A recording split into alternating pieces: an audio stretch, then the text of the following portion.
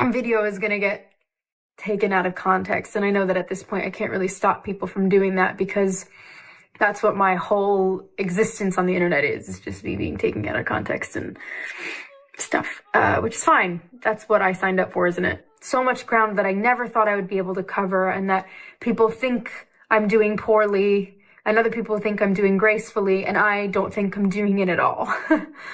So Hollywood loves a comeback almost as much as it loves creating the mess that makes one necessary. So picture the scene. Rachel Zegler, freshly bruised from the Snow White press tour Implosion, strides onto the grand stage of the London Palladium, believing she can sing her way back into the public's good graces. The theater is majestic, its velvet seats gleaming under art-deco chandeliers, yet more than 7 out of every 10 of those seats remain defiantly empty. Zegler has been labeled a PR nightmare, and we can see why. The Walt Disney Company seems to be trying to keep her totally hidden, as we haven't seen any interviews regarding Snow White since the controversies surfaced. Of course, people now are just waiting for her next slip-up. What other outrageous thing will she say? But I have a suspicion that Zegler is getting some serious brainwashing media training, so she can keep saying the same things. That is not just a rough night. That is the theatrical equivalent of arriving at your own surprise party and discovering even the cake RSVP'd maybe. The show,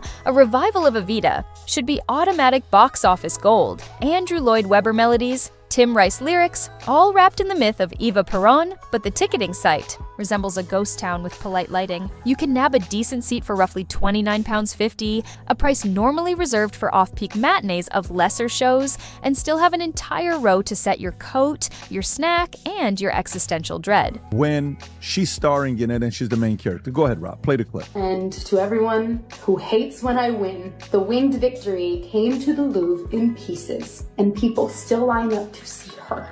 And I can only hope that despite my flaws, and despite my cracks and my breaks, and there are many of them, She's a good actress. that at every premiere and everything I do, people will wait in line to see. Wow. The ego on this girl is ridiculous. Wow. Rachel's challenge is bigger than filling chairs. Her challenge is filling the credibility gap she opened herself. Ever since she offered Snow White a thoroughly modern feminist makeover, complete with the memorable line that waiting for a prince felt weird, audiences have branded her the poster child for updates no one asked for. Disney poured hundreds of millions into that live-action gamble and saw little more than goodwill evaporate. The blowback clung to Rachel like stubborn glitter, following her to press junkets, red carpets, even the recent Met Gala, where social media comments praised her dress but side-eyed her resume. What is it like for you now having all of this? I think it's a lot of pressure, right?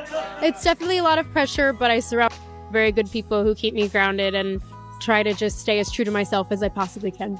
Meanwhile, co-star Gal Gadot, who kept her head down, somehow absorbed online heat for nothing in particular, proving that on the internet, logic is optional, but drama is non-negotiable. Back at the Palladium, the numbers tell a harsher story than any review. A venue boasting roughly 2,286 seats should buzz with anticipation. Instead, ushers could probably conduct head counts without leaving their aisle. Yet producers insist that £4 million worth of tickets were snapped up before Rachel's casting was even announced. If that claim is genuine, it means thousands of early birds are spontaneously deciding to stay home with a nice cup of tea each night, which seems about as plausible as a Broadway chorus line performed by actual doves. And then, because, I mean, you seem to be dominating the world of musicals, you're doing Evita in London, right?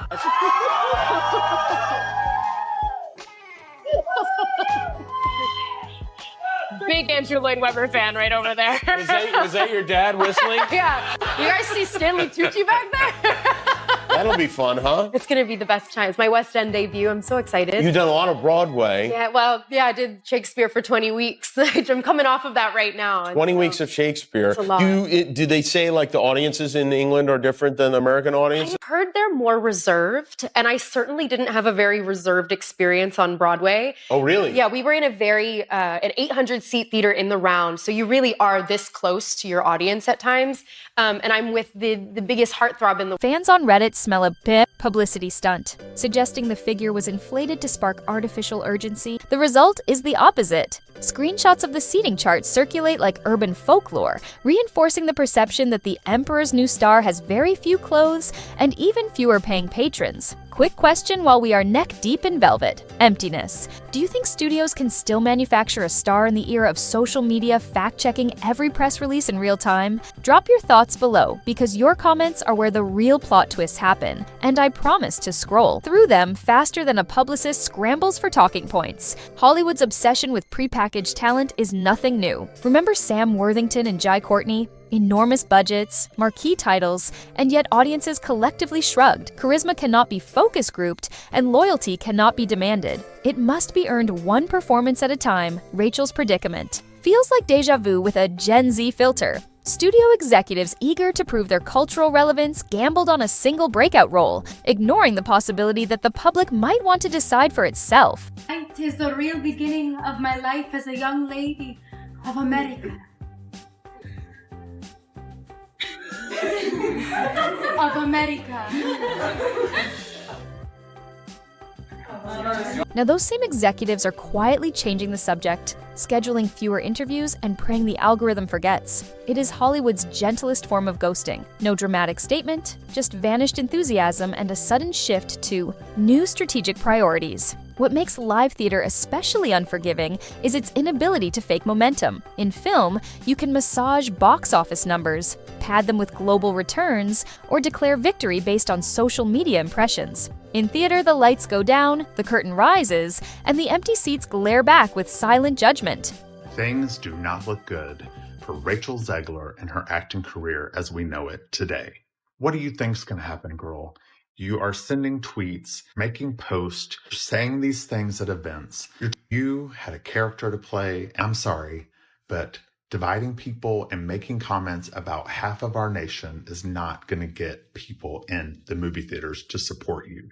Rachel must step on stage each evening, belt, "Don't cry for me, Argentina," and hope the echo returns from flesh and blood rather than fiberboard. That is a humbling feedback loop no trending hashtag can mend. Every unoccupied seat becomes a cautionary tale, reminding industry insiders that audience connection cannot be bullied into existence. To be fair, talent is not Rachel's issue. One TikTok clip from her earlier turn in Romeo and Juliet captured, "Vocals so pristine even confirmed skeptics conceded she can sing circles around many veterans." A fan who met her at the stage door described her as sweet, humble, and borderline astonishing in person. But charisma off camera does not always translate when the record light blinks red. On talk show sofas, she has a habit of sounding more professor than performer, dissecting fairy tale tropes with the enthusiasm of someone lecturing a room that just wanted popcorn. And if you've ever seen Evita, it is a challenging part to play, and I don't think she has the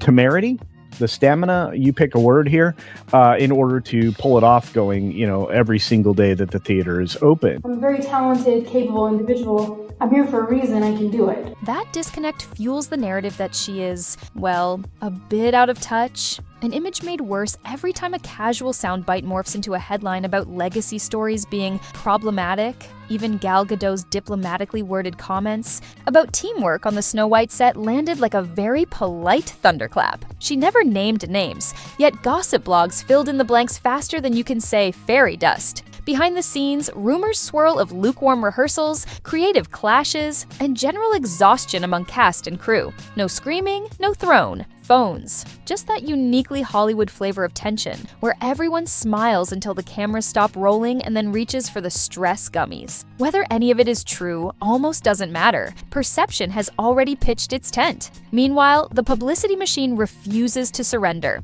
Magazine profiles still label Rachel a rising icon and cite her Golden Globe as proof. The Hunger Games prequel did decent numbers, but let us be honest, that franchise could release a 2-hour loop of Katniss polishing arrows and still sell popcorn. The point is not whether Rachel is talented, the point is whether the public feels invited to root for her. Right now, the invitation seems lost in the post. In this industry who has no filter and no idea what she's doing.